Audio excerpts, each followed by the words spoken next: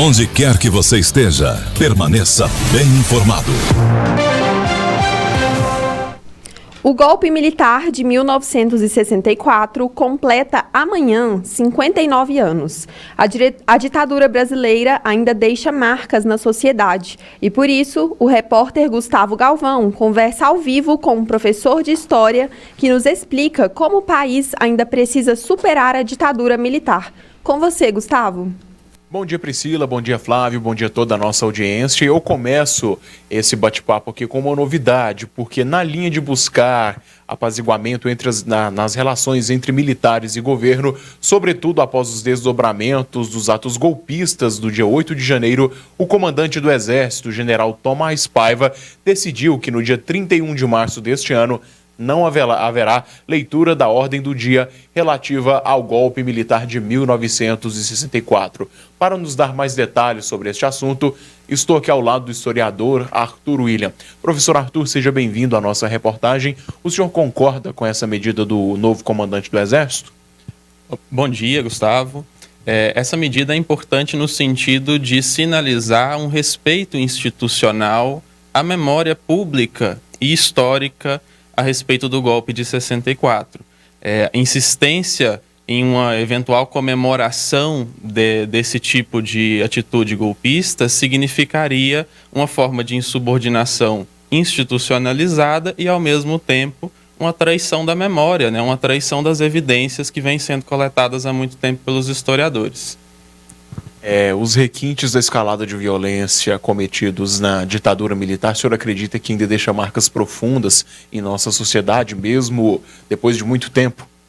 Sim, sobretudo porque a forma pela qual o Brasil se redemocratizou não foi uma forma na qual a gente conseguiu fazer um certo acerto de contas aí com esse passado que envolve tortura, que envolve policiamento, que envolve censura, que envolve a forma de institucionalizar e tornar, de certa maneira, até mesmo normalizado o uso de um terrorismo de Estado que foi se consolidando ao longo dos anos de regime e que nunca foi adereçado de forma mais enfática pela sociedade brasileira e mesmo quando foi, não implicou na punição dos responsáveis, né? Mesmo quando o Estado brasileiro reconheceu os seus equívocos e mesmo os seus atos de violência, através, por exemplo, da Comissão da Verdade, a gente viu muitos responsáveis por esses atos saírem impunes. E isso tem um peso que traz para nós uma redemocratização baseada na política de esquecimento,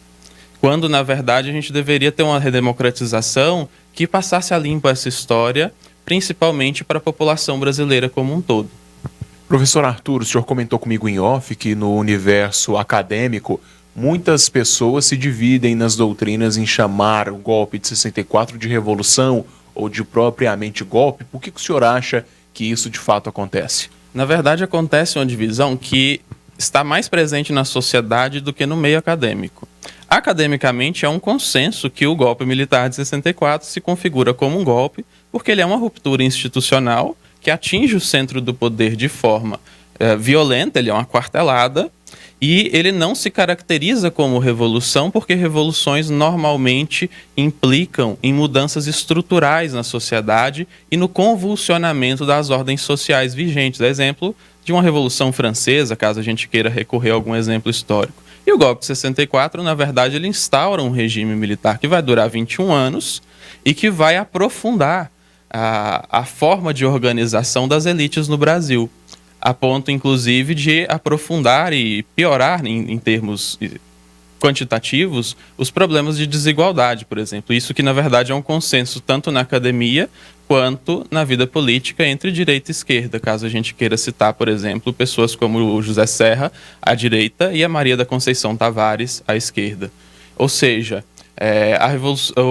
a ideia de revolução, ela passa por uma tentativa de mascarar, de ocultar o caráter reacionário e conservador do golpe militar de 64.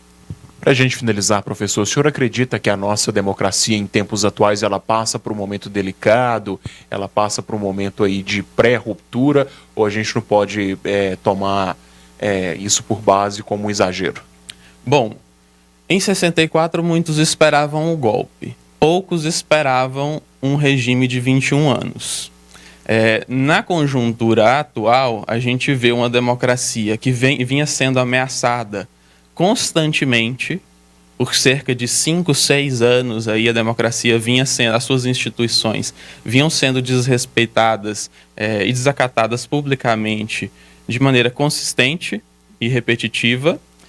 Entretanto, ela conseguiu manter um certo pulso firme que abre agora uma janela de oportunidades mediante pressão popular, é claro, nenhuma democracia se sustenta pela sua mera institucionalidade, mas abre-se uma janela para que a consolidação de um regime democrático no Brasil se afirme mesmo diante das ameaças, dos desrespeitos, das tentativas de deturpação da história.